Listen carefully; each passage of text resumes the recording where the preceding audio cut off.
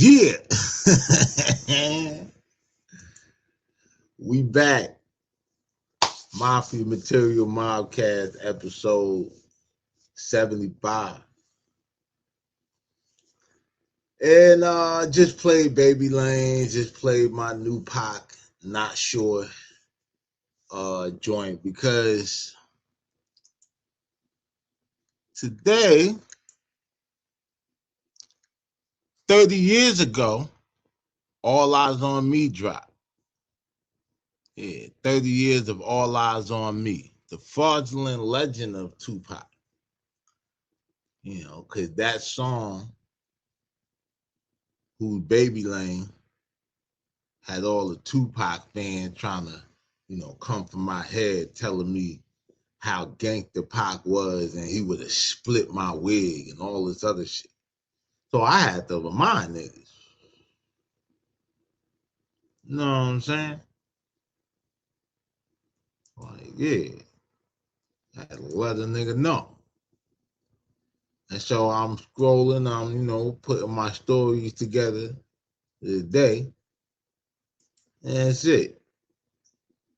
You know? Um,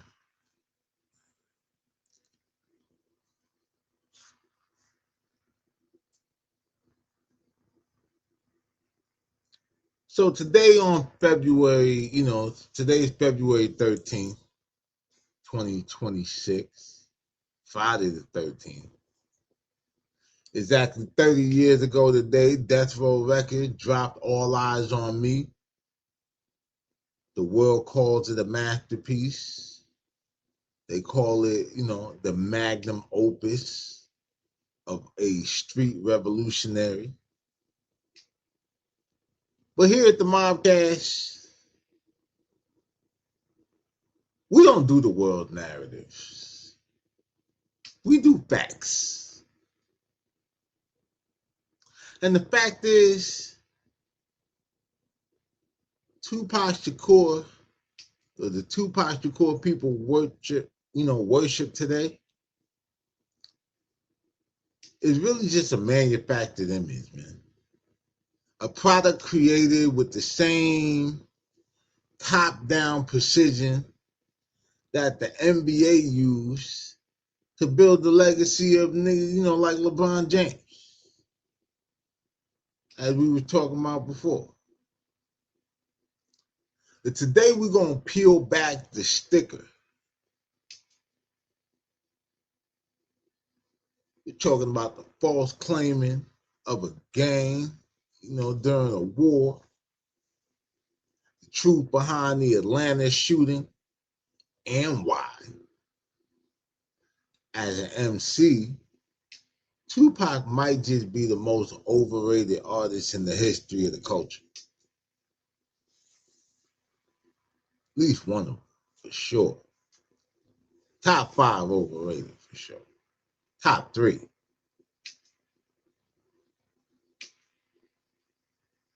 You know what I'm saying?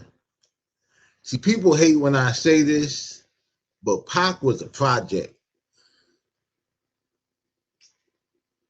And I kind of just started thinking about it when I saw this, and I was actually editing the LeBron James story and said, and I was like, yo, think about it think about LeBron James. From the time he was 16, the machine decided he was gonna be like the one to build, the narrative behind. They marketed the legacy, and the public just swallowed it all up.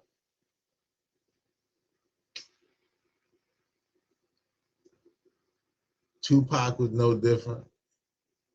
You're talking about a kid from Baltimore School for the Arts, a theater student, digital background, backup dancer. Then suddenly he's the face of West Coast hip hop.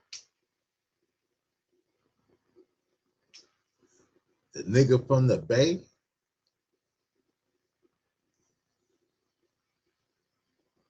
That's not evolution, my nigga. That's a role. You know, maybe, sometimes I feel like Death Row needed a flagship, like Crash Dummy. to move units, and Pac was the perfect actor for the script. He didn't just join, the culture. He was cast in it like a real role. Even like, down to the Atlanta hero myth. Like, you know what I'm saying? Let's talk about the street cred pillars. Everyone points out the October 1993 incident in Atlanta. The story you hear is Pac saw two crooked cops harassing a black man, and he jumped out like a revolutionary to save the day. Yeah, nigga thought he was the real Black Panther, straight out of Wakanda, until he tried to be straight out of Compton.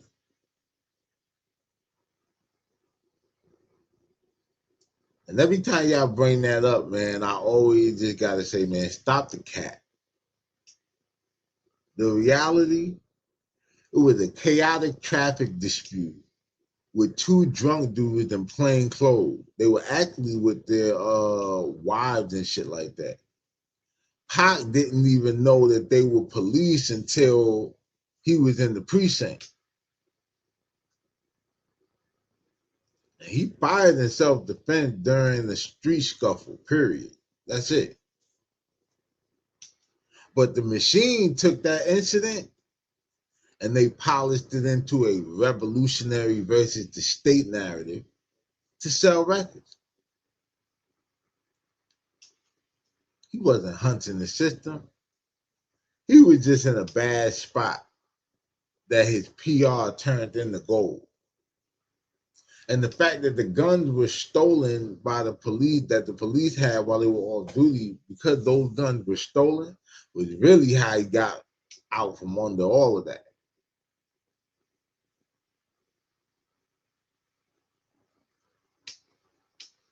Now, the fatal mistake and the false claiming is another thing I'll be pointing out to niggas. See, this is where the manufactured image turned deadly. September 7th, 1996, we all remember the day. The MGM Grand, Pac attacked Orlando Anderson, aka Baby Lane. Why? Because Trayvon Lane, a real mob pyro, told him Anderson tried to snatch a chain months prior. Well, not try, he did take that shit. Pac jumped into a war between the mob pyros and the Southside Crip that really had nothing to do with him. Despite what everybody's saying about Diddy's tie to the Southside, and that was really through Von Zip. But he basically died. He essentially, died, false claiming a set that he wasn't from, trying to prove he was more death row than the guys who actually grew up in Compton. That wasn't thug life, my nigga. That was a man overplaying a character and getting caught in the crossfire of a real gang conflict that he clearly didn't understand. He clearly didn't understand who the fuck Orlando was.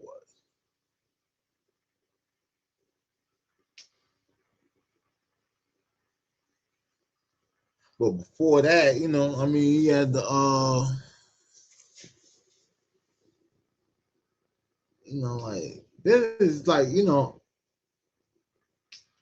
on the subject of All Eyez on Me, today being the 30th anniversary, it's a lot of artistic, like, it's a lot of credit. I be feeling like,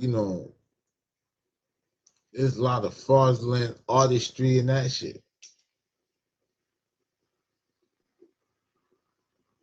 Like 30 years later, people call Eyez on Me, All Eyez on Me a classic. I call it a death row compilation. It's a classic project because it's a dope project. Like, you know, it sounds good for the most part. But it's really a death row compilation that Pac just happened to be on.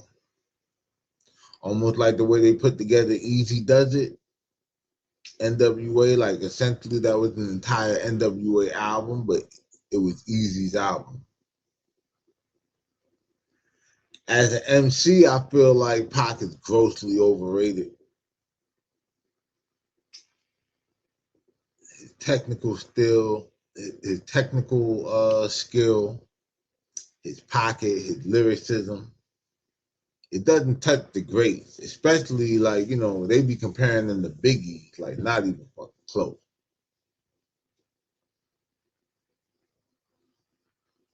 You know what I'm saying? Like a lot of that shit or whatever, he get that credit because of the amount, the quality, the quantity, as opposed to the quality. And here's the kicker: his best work is on this album, or at least the best work on the album wasn't even meant for him. Look at tracks like "Can't See Me," or the Dr. Dre track meant for Snoop. I Got My Mind Made Up. That was a Dad Dillinger beat featuring Redman and Method Man that was already, you know, in the chamber. So the record was already put together. He just had to come and do the verse.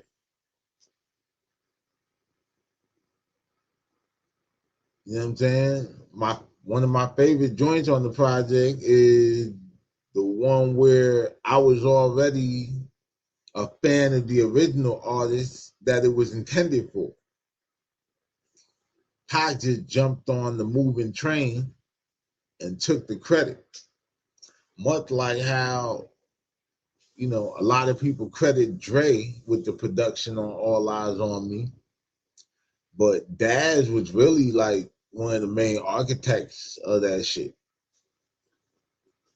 Yeah, see, without the Death Row Hit Factory and their pre-existing record, this double album would have been, you know, a bloated mess if it would have been a double album at all.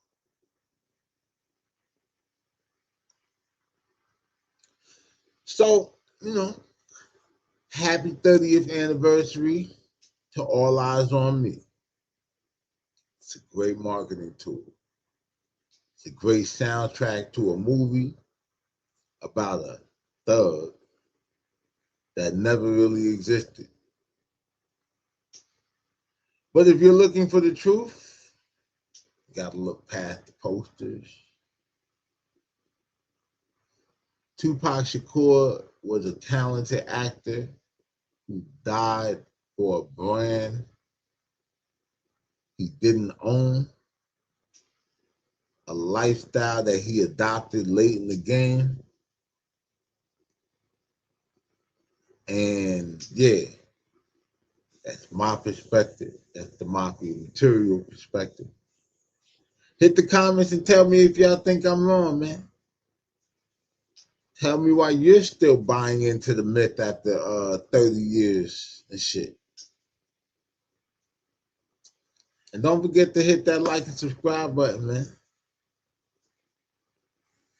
Smash that notification bell if you're really mobbing with the content. You know what I'm saying? And that right there is going to be our spill. 30 years of All Eyez on Me, the fraudulent legend of Tupac. I know they ain't gonna like this. But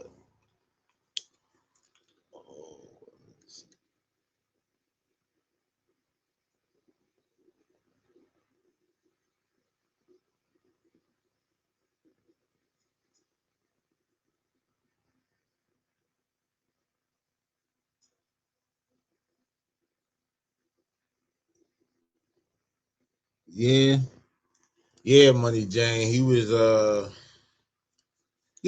art student. He went to the same high school as Jada Pinkett. That's how they knew each other.